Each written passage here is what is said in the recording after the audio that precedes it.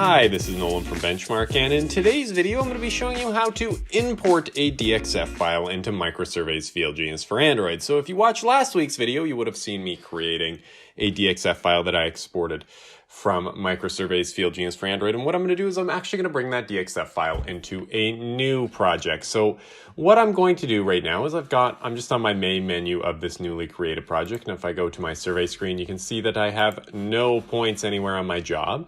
And if I return to my main menu and I go into my import menu here, what I'm going to do is I'm going to change my file type from coordinate file to DXF file. And then I'm going to browse my device here, and I'm just going to get to my correct one here. So I'm going to go to FieldGenius projects.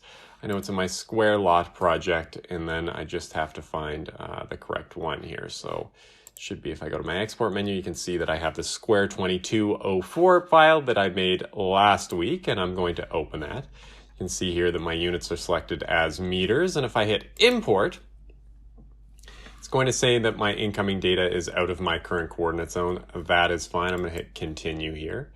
And it's going to say, oh, I've successfully imported my 5 points and my 1 line. So if I hit OK here and I head to my survey screen, you can now see that I have 5 points laid out on my screen. And that is how I bring in a DXF file into MicroSurvey's FieldGenius for Android. And if you have any questions about anything you've seen in today's video, or any questions about anything you've seen on our YouTube channel, please give us a call at 1-888-286-3204 or visit us on the web at bench-mark.ca.